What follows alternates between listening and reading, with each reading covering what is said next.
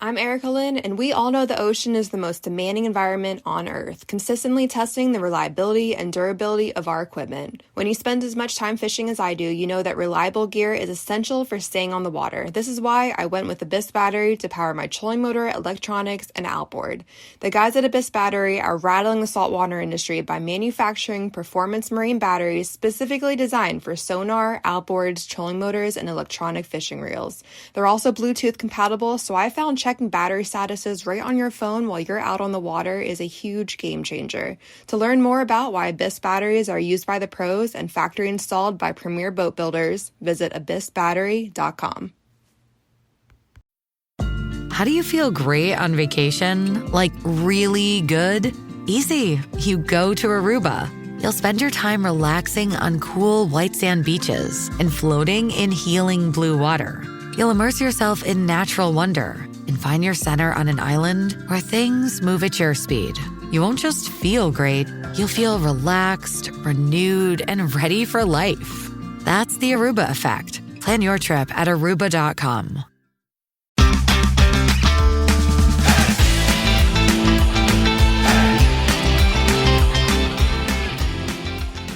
Hello and welcome to the Publicly Challenged Podcast. I'm your host, Luke Oswald, and I hope you join me on my quest for knowledge to become a better public land hunter, angler, and forager. Stick with this and who knows, maybe we will learn something together.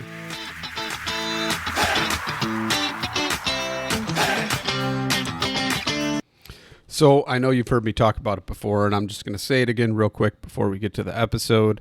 I've been doing Mark Livesey's Treeline Academy, and it's an e-scouting course. You can go to it at treelineacademy.net, or you can go to his other website, treelinepursuits.com. Check that out and click on the link and go to the Treeline Academy. It's an amazing, ultra-comprehensive e-scouting masterclass.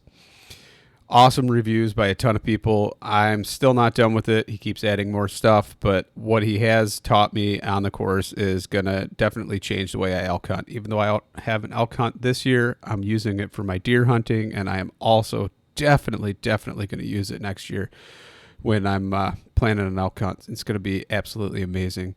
So if you haven't seen it, check it out. Sign up. Use coupon code PC2020 and save yourself $20. Okay, so I'm sitting here and I'm talking to Dan Staton of Elk Shape Podcast and Elk Shape Camps. And Dan, I'm just going to go ahead and let you take it from there and introduce yourself, please. Oh, hey, what's up, everybody? I'm Dan, the fitness man. I'm just a regular guy who likes to elk hunt, love my family, and want to spend as much time with them, and then / want to spend as much time elk hunting every year. That's pretty cool. So, Dan, that was a pretty brief and quite modest introduction. So I'm just going to try and get the people to know you a little bit better. At one point in time, you did compete in CrossFit, didn't you? Yeah. Yeah, that was a while ago. So trying to think. In 2007, I opened a CrossFit gym, and the CrossFit Games was pretty new. Like, it was just kind of a barbecue get together once a year. And then I think in 2008, you could just sign up if you wanted to do it. And then in 2009, it grew so much, they were like, we got to have some sort of regional qualifier. So I did that, did not make it.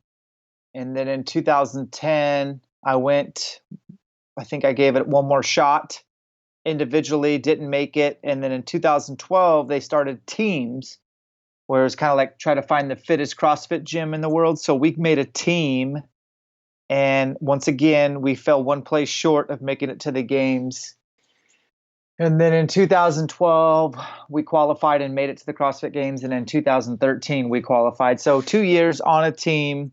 They don't cover teams that much. They cover the individual stuff like on ESPN back in the day. And then, so we did it for 2 years, and then I think I gave it one more shot in 2015. And we missed it again by a spot. And then by that time, my kids were getting big enough, and it was just like, okay, something's got to give. And it was training all the time. So that was my stint in competing in the CrossFit world. Nice. No, that's pretty cool, though. So, I mean, obviously there was some motivation there when you didn't succeed to keep trying until you got it though, right? Yeah, we're pretty fortunate. We had a great squad of people that were a lot more fit than me, but we all kind of had our role, and um, none of us really liked the whole fourth place thing. You had to get third place or better to make it to the LA at the time, and yeah, it hurt pretty good. It was motivating to train, and I liked it because I was in great shape, and it helped me in the Elk Mountains. So it was a good enough excuse for me. And I mean, I was competitive in high school and collegiate sports, and so once you're done with college, you're kind of like, man, what should I do next? So CrossFit was a good fit for all of us. Nice. So how long have you been elk hunting? I didn't start elk hunting until later in life. I started when I was 20. I went with my dad on a rifle hunt in Washington State, and I killed a bull within about 10 minutes of first light. Shot it with a rifle, and was like, wow, there is a ton of elk meat here. These horns are huge, these antlers. And I was just like, wow, this is really cool. I think these things bugle. I think I want to hunt them when they bugle. So I did some homework and found out that it was mainly archery. So I just bought a bow just for elk hunting and was getting ready to just go all in on elk hunting after that. And that's what I did. So, I mean, did you do any hunting or anything like that when you were a kid, or just one day you and your dad were like, you know what, maybe we should try that? Well, no, that's a good question. So I followed my dad around in the woods, grouse hunting and deer hunting, and then took my hunter safety when I was 10 and deer hunted till I was about 13, and then wrestling and football. Pretty much didn't have time to hunt till I graduated high school. So I shot a buck and a doe, you know, basically before sports really kicked in. So I got a taste of success as well as just the adventure and time with dad, and then all in on sports. So once I graduated and was done playing sports, like I said, about age 20, I was like, man, hunting's cool. I want to get back into it. So I just kind of found the next thing, and that was it. No, that's awesome. So when you got back into it and you got your bow, you knew you wanted to chase bugles. What did you do to kind of like educate yourself, or was it just you were running blind for a while? Okay, so keep in mind this is like 2001. So like internet is pretty like it's not what it is today. There's not YouTube, there's not Vimeo, there's not podcasts, there's not elk hunting courses online. I don't even know if you can text at that point. But what I did is I had an uncle that apparently elk hunted with a bow, and I was super intrigued. And so after getting my bow and basically teaching myself how to shoot wrong and creating a bunch of bad habits, I bugged the crap out of my uncle Kurt, and he said he would take me. And so he did. And God bless him. He's a stud. He doesn't elk hunt anymore, but he took me to his old haunts, and he got me in on elk. And looking back, I don't think he really knew much other than that he was pretty good shape and he was a really good woodsman, a good backpacker, and he knew where elk were. So that was kind of, he exposed me to it. And then I was just completely fascinated with elk hunting. And I think after that first year, we kind of went our separate ways, and I replaced him with my dad. Of course, I bugged him. I'm like, Dad, you have to come watch elk hunt in Idaho. This is insane. Bulls are screaming. And then, of course, we like watch the wrong resources. Nothing against Primos videos, but Right. I think Primos would admit that he's got a healthy budget, and that paying for all his guys to go hunt private ranches and landowner tags every year makes great video and also sells a lot of elk calls. Unfortunately, it doesn't translate to real public land elk hunting. So we were trying to duplicate their strategies, and they just weren't working. We were getting very frustrated. And so it was a very long, painful learning curve that I don't regret. And it took me several years to get my first elk with a bow. Yeah. So yeah, you mentioning that just kind of makes me think of, all these $10,000 tags or even more that people are buying, and I thought the same thing, had these lofty ideas at first, watching the same type of, mainstream hunting. And then I always thought, man, I just want to do that. But then I saw Randy Newberg, and then it changed, and I was like, you know what? Public land, I think I could do that. Let's let's try it. And it didn't quite work out that way, but I did learn a lot, and I think that's the most important thing is coming away realizing that you need to educate yourself. And now with all the resources that are available, there's so much out there, including, and we could do a shameless plug here, the thing that you're involved in now. I've looked into it a little bit, but the Elk Collective, man, that looks pretty amazing. Well, it kind of goes back to what I was just saying. Like, I had a long elk hunting learning curve for me. I was fit. I was hungry. I had more time than most people. I would quit jobs just to elk hunt all of September, but I sucked. I didn't have a mentor. And I started, like I said, in Idaho in 2002 and didn't kill my first bull till 2006.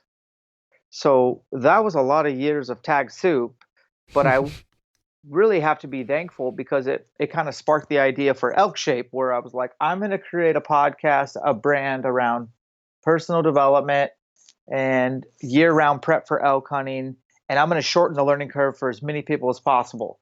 And that really did well. It's still doing well.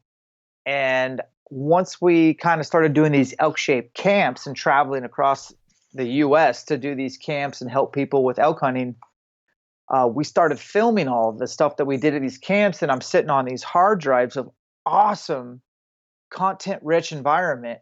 It's got so much education, and so I was like, man, we need to do something with this. I knew there was some other players out there that were kind of doing like elk hunting education, but they were more like, it seemed like they were kind of academic, like reading. And I was like, I don't have an attention span for that. I need to be playing something in the background while I'm doing something else. If I'm answering emails, I can listen to a podcast or I can listen to a YouTube video audio. Or so I went to Jason Phelps and my buddy Dirk Durham, and we kind of talked about teaming up, and those guys are always doing elk seminars left and right for calling, for elk biology, behavior. And so they're sitting on lots of gold content that they don't do much with. I was like, let's pull our content together and let's make the Elk Collective, where it's digital education, but it's all video or audio driven. And they were like, that's a no-brainer. Let's do it. And so that was really exciting. And then we kind of talked and said, well, there's so many different ways to kill an elk. And New Mexico bulls behave differently than Western Washington bulls versus North Idaho bulls versus Southeast bulls versus Montana bulls. We need to get as many people on here as possible and get their take on elk hunting, because everyone does it a little bit different. There's a lot of nuance. And so that's where we're like, yes, a collective where everybody comes together in one place to share their way of getting it done. And it's just been awesome. We've been able to branch out to our huge network of fellow successful elk hunters and build this content-rich environment where people can learn by watching, learn by listening. You don't have to read a thing. So yeah, we just launched that in July, and I think it's going to take over as probably the number one elk hunting resource. So when you say it's divided up into like different regions, you're talking you've got a guy that's kind of their bread and butter, where they're hunting type thing, and then they do like an audio learning module and a video at the same time, so you can kind of choose between the two, or is it separate content? Yeah, I don't know. The word module is not in our vocabulary. It's more like just chapters. Okay. And so we set it up like a backbone, where these are your backbone topics, but we've also saved it so we can add content, well, pretty much weekly. So it's always growing, it's living, it's breathing. So it's not like a elk hunting course that's just like, here it is, do this and you're done. It's just never ending. So Dirk just launched a series of putting out trail cameras in North Idaho. He's about to publish his whole new series that he's hunting in southeastern Idaho in a unit he's never even stepped foot in. So he's going to cover from top to bottom what he does, from e-scouting to boots on the ground to reading sign in the summer and developing his plan, which is really helpful for people that maybe can't go scout. We just did an elk shape camp in Wisconsin, so I got to film Jason Phelps teaching elk vocalizations, teaching people how to use a diaphragm reed properly. And then he's got a whole presentation that he put together. And so we reach out to all our friends. We got Chris Rowe in Colorado. We got Brian Barney in Montana, Ryan Lampers, who's Montana and Washington State. We got Cody Rich, and the list goes on and on. And so we're just reaching out further and further to basically everybody that we know in the industry or not in the industry that has reps wherever they have reps. There's not that many states out west. We're going to have it all covered.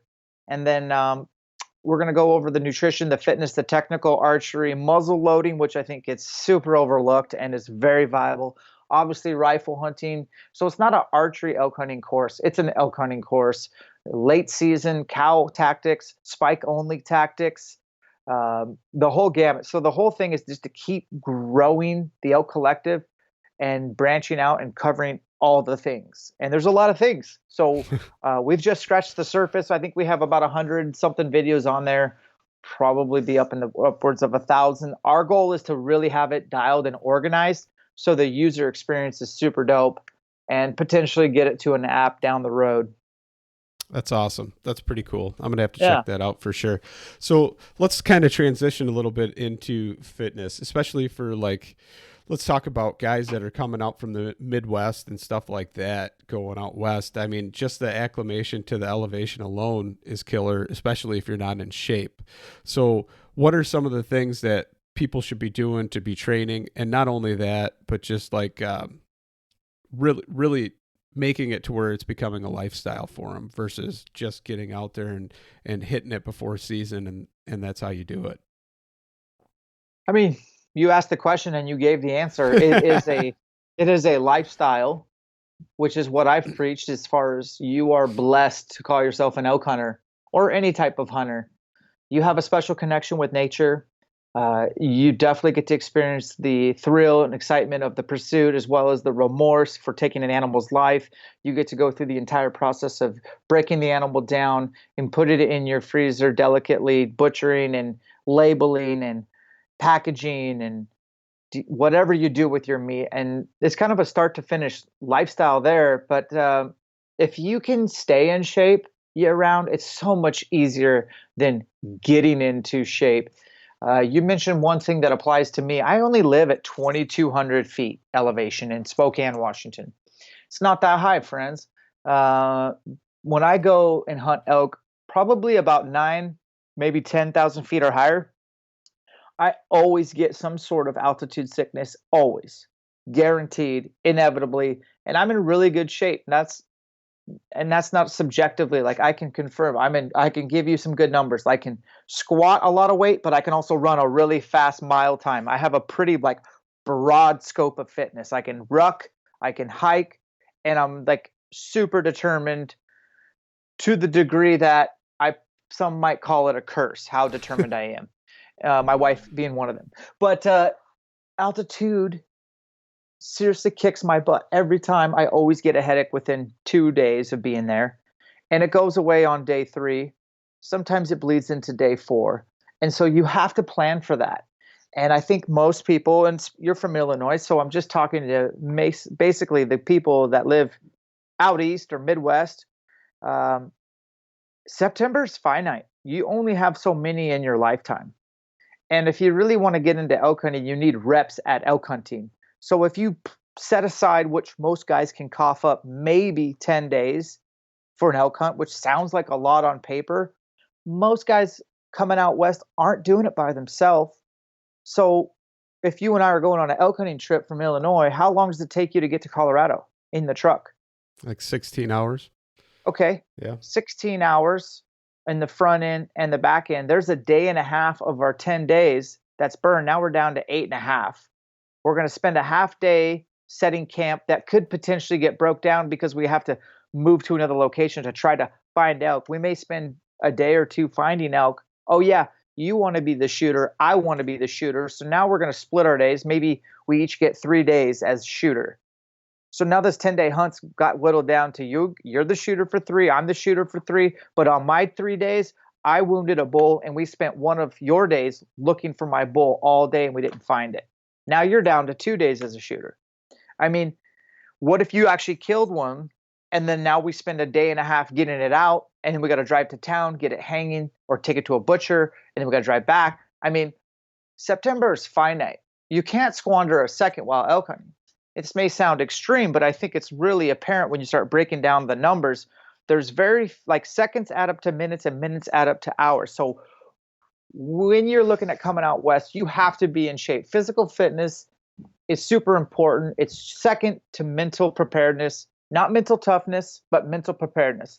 Most people aren't born mentally tough, but almost everybody can prepare themselves to be more mentally prepared between the ears. And how you do that is a series of things we can talk about. But ultimately, your mindset, your body, that's your vessel, will get you through a hunt. And you don't want to waste your time going back to camp to take a nap or going back to camp because it's slow. And I just always tell people elk hunting can change in 10 seconds. It can go from the worst hunt, too many people, it's too hot, you can't buy a bugle, to a bull standing broadside 20 yards in 10 seconds.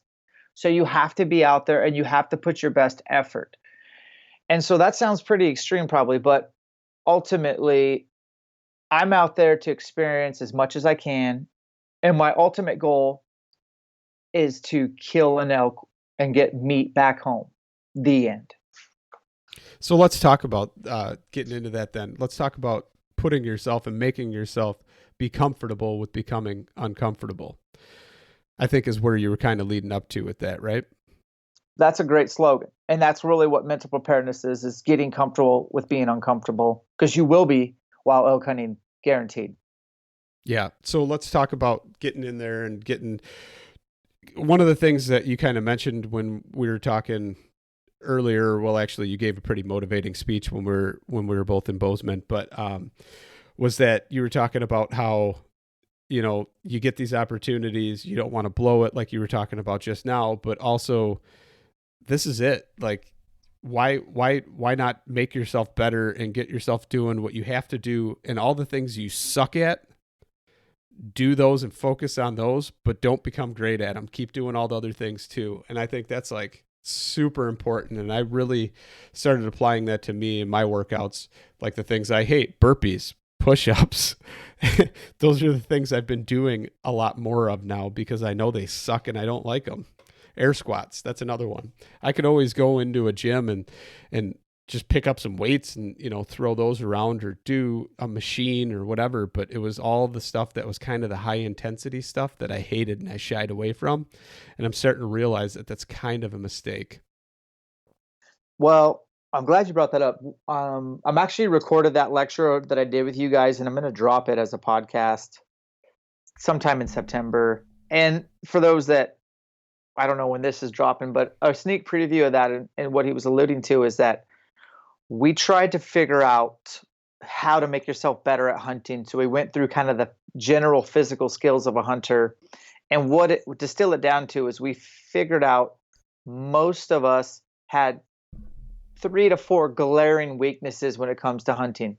Maybe it's locating elk, or reading maps, or scared of the dark, or showing up out of shape, or not as good with our weapon when our heart rate is high, which all of you guys, almost all of you sucked at. And that's very common. That's very common. So what we did was we said, go to the website, www.allthethingsyousuckat.com, go to that website every day and start getting after it. Start picking the things that you suck at, which is another way of saying, do the things that are the most uncomfortable to you first. So prioritize being uncomfortable, which is weird. So some people absolutely hate waking up early. Awesome. Let's do a Jocko. Good. Wake up early and do it because it makes you uncomfortable, and do it because you know that once you've done it, you're adding like this, you're building stock or equity in mental preparedness. So wake up early. Some people absolutely despise working out. So get creative. Like, how far is your job from your house? Ride your bike or run to work. Leave your clothes there at the office if you can shower, and do that once a week or twice a week. Or wake up early and ruck, or wake up early and just do burpees because you despise them. So now you've done 2 things. You woke up early and you did freaking burpees. You are getting mentally stronger. Sure, you're getting a little bit more fit, but really you're doing things you suck at. So, and I am not someone who loves working out. Surprise, I'm super busy. I'm doing Elk Shape podcasts, Elk Shape YouTube videos twice a week, social media, and then blogging, editing, recording, Elk Collective, trying to be a husband, trying to be a dad. I can sit in my office and work all day and push working out off, push working. Finally, gets to 5 o'clock, and I'm like, I'm going to go work out. And I just go do it. I drop everything and I do it. And today it's 100 degrees. I just did it before we worked out. And did it suck? Yeah. Was I sweating before the warm up even started? Yeah. But I think coming out the other side, I got some mental dividends there. I was able to push through, push hard, in fact, in the heat. I was able to just work through some stuff that I didn't really want to do. And then it doesn't have to do with just working out. It can even mean shooting your bow. A lot of guys will look at their bow and be like, I'll shoot you tomorrow. No, you won't. You can do it right now, or you can have the same conversation, same time tomorrow and push it off another day. Or you can start by, maybe you hate eating breakfast. Well, wake up 15 minutes earlier and make yourself like a legitimate oatmeal and eggs breakfast. You know, I don't know where, like, about you, but like everyone's got a bunch of things that just make them uncomfortable, and it's different for everybody. Why not put those at the forefront and get mental dividends? Plus, your life kind of gets better when you start being more disciplined. Not going to lie, things start flowing a lot better. Absolutely. That's one of my biggest things. I think even if I'm doing or not doing the things that make me uncomfortable when I do work out, is actually trying to help myself stay on track and also to hold myself accountable. I have the biggest problem with going, okay, yeah, I'm going to go home. Yeah, I'm going to work out today. Okay, I'm going to work out. And then you get home and there's a million other things you can do or should be doing. And then you keep putting it off. And then you feel terrible that you put it off, but you put it off to justify or rationalize something else. And I recently listened to Joe Rogan and Aaron Snyder, and Aaron kind of said something that was pretty cool. Is he has an accountability board, and it's a whiteboard. And even on the days when he feels like wants to be a lazy POS, he will put on there, do something. And he said he's got to earn his day. So no matter what, he's writing on there, and he'll write his workout on there or whatever he's going to do. So when he walks past it, he sees it and he knows he still has to do that. He didn't cross it off. It's still on there. And that's something that I think I'm really going to do. I'm going to hang it by my back door. And that way, if I walk in or out of that house, I'm going to see it. I'm going to see it, and it's going to be glaring me in the face. And I'm going to have to start screaming at myself, go David Goggins on myself. And that way I can just kind of do it, because if it's there, then it's a constant reminder. It's not like, oh yeah, I forgot because I started doing this or that. You can't forget it. Oh yeah. I like David Goggins. He's crazy, but I mean, there's some good stuff there. And yeah, just having it advertised to a friend or somebody, meeting you at your house at a mutually agreed time where you have to get your ass out of bed, is awesome. And I think working out in the morning is probably, in this day and age, the only real way to go about it, unless you work swing shift or something. Mm-hmm. Because there's so many distractions when you get off work. Like, the wife needs you to stop and pick up milk and eggs, or you need to get a haircut, or you got to take kids to soccer games, or whatever. Like, all the distractions happen at 5 o'clock. So if it's already bankrolled by 5 a.m., you've already won the day and it's just begun. It's all downhill from there, brother. Yeah. I used to actually get up in the morning and do my cardio in the morning before work. And then sometime during my lunch break, I'd actually work out and do the other. But that, since COVID days, that is long since passed. So yeah, now I need to probably start doing that again and get up and start running or something and then go to work. Well, especially with 3 little kids. I mean, they go to bed early. Sometimes they wake up early, and they're very demanding. I have a 4 and a 6-year-old, and you got 3, right? Yeah, I got 3 of them. And so it's just, I mean, the odds are stacked against you. You have to get, like, your time is so finite as well. It's just, you got to get it done in the morning. So as a hunter, you should be motivated. You should remember that the mountains don't care about you, that they all are steep, rugged, weather. Animals live there full time. You don't. You walk 10 feet from the couch to your fridge. They walk 6 miles from their grocery store to bedroom. Things are trying to eat them. Ain't nobody trying to eat you. They just have a leg up, and you don't have to be hardcore about it, but you just have to be consistent. So again, it goes back to recap all this nonsense we've talked about is just get in shape and stay in shape so you don't have to re-get in shape. It's so much better for everybody, including your family, your spouse, your employer, your employees, whatever. Be the best version of yourself. Starts by disciplining and working out a little bit. Yeah. No, I've noticed. I mean, when I work out, I sleep better. I feel better, especially if you work out in the morning. It seems like you have more energy, and it's kind of sustained energy all day. It's kind of a great feeling. So we talked about that. Let's talk, if we can, about some kind of specific or some kind of workouts that you can do that's kind of like an all-inclusive type thing, to where during that workout, or you can use something and do multiple things with it or something like that, especially nowadays when most people are probably working out at home anyway. So, yeah, definitely. I think, well, first off, I'm a home gym person. I owned a gym for 11 years, sold it. Uh, when I sold it, in the contract was I got a lifetime membership there. So I still bleed CrossFit Spokane Valley. That's my home gym. Love the people. Haven't been there since, dude, like March, right? Like, Yep. so since then, fortunately, uh, I had invested quite a bit of money into my own home gym. Like, nothing unreasonable, but probably better than most people's home gym. So I'm probably not the best person to talk about like what should I get for home gym, because I'll spend all your money. I think you need a rower. I think you need a skier, a squat rack. I think you should have an assault bike. You should have sandbags. You should have a bench. I mean, but realistically, you don't need much to do a workout at all. You can use your body weight and do gymnastics/calisthenics. Hunters have their backpack, so you can figure out a way to load your backpack down with a reasonable load of 40 pounds, give or take, and you can do all things. You can ruck, you can squat, you can push, you can pull, you can hinge, and those are your four basic movements. That's all you have to really do.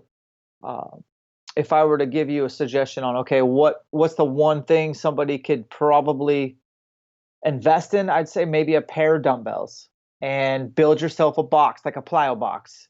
The dimensions are all over the internet. Get yourself a 20 by 24 by 30-inch box that flips, and you got those three heights, and you got a pair of dumbbells. Sky's the limit. Honestly, it really doesn't take much creativity to do something, and it doesn't take very long, especially if your effort and intensity is appropriate.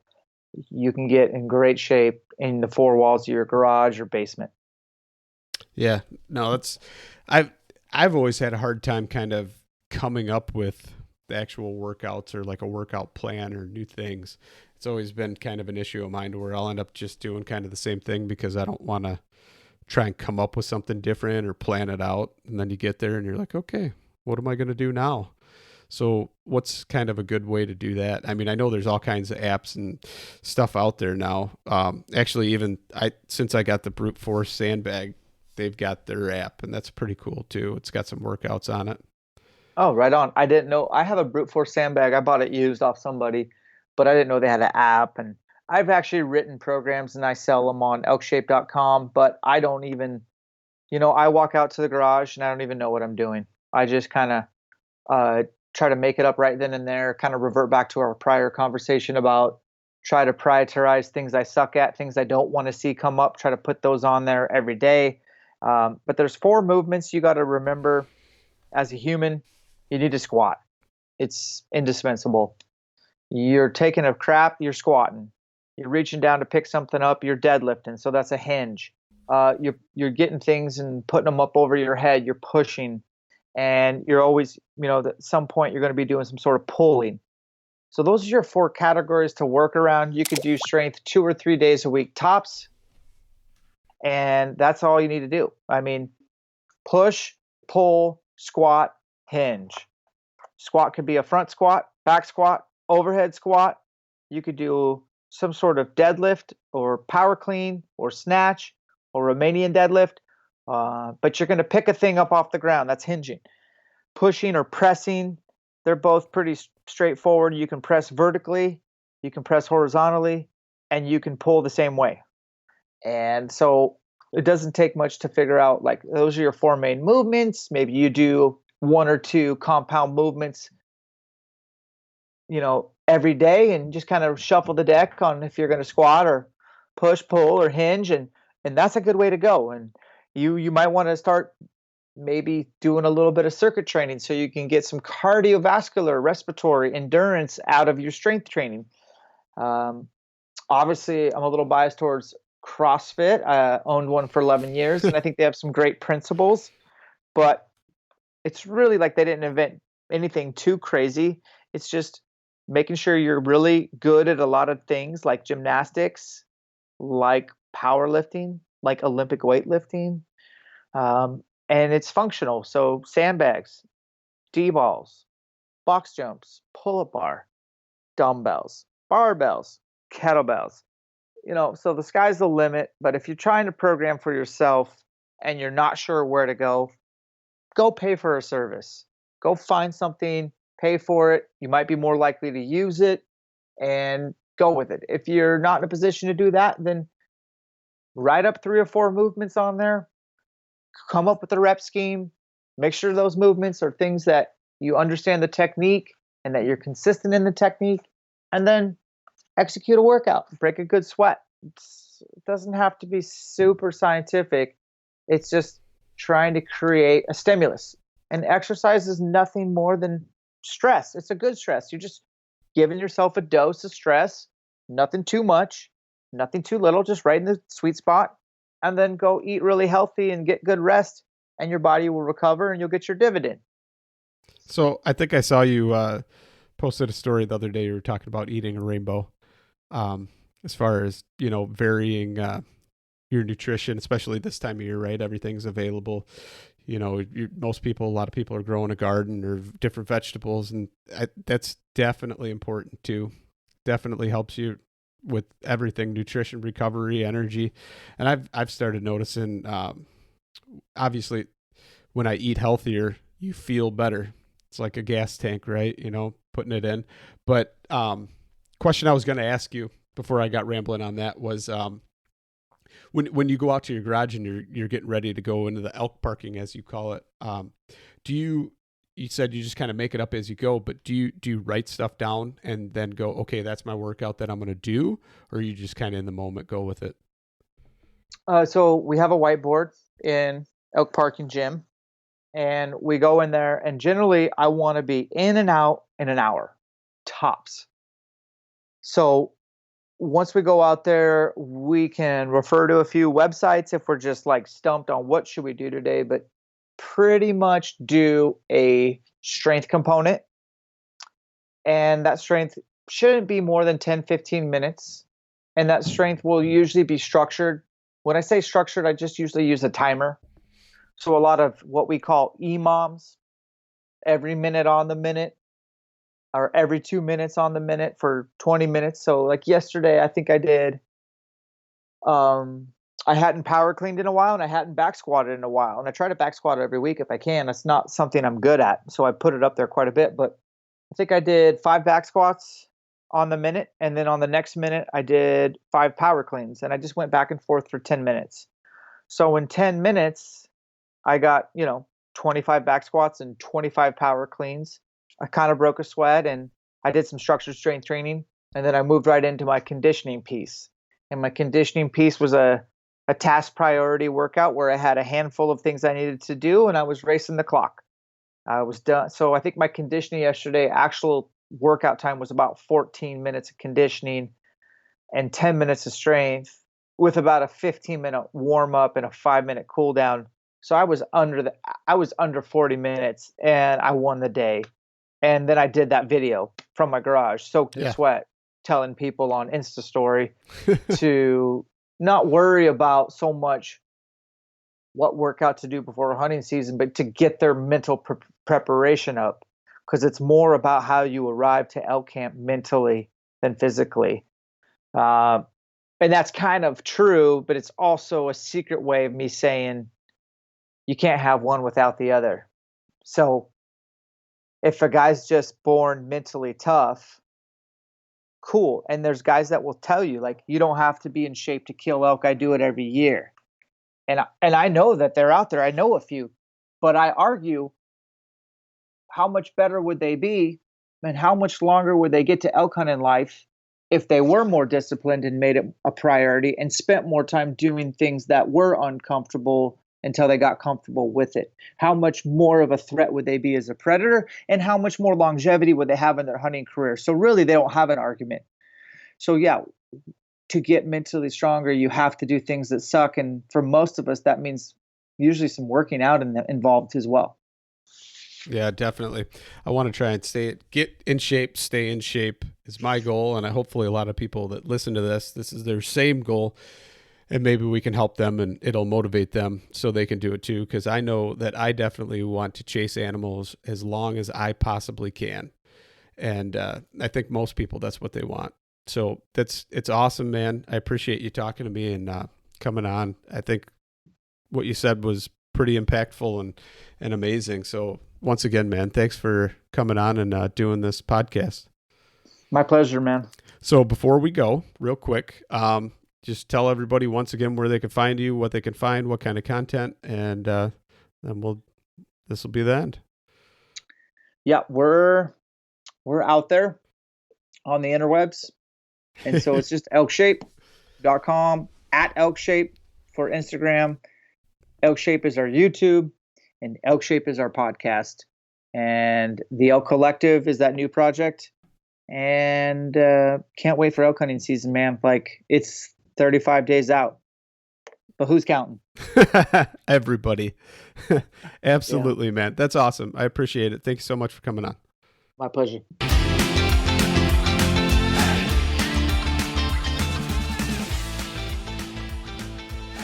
And once again, thank you so much for listening to the Publicly Challenged podcast. I hope you enjoyed the show, and if you did, please subscribe on whatever platform it is you're listening to. Also, if you could leave a review, that would help us out. And you can check us out on Instagram or at publiclychallenged.com. And once again, thank you so much for listening to the show.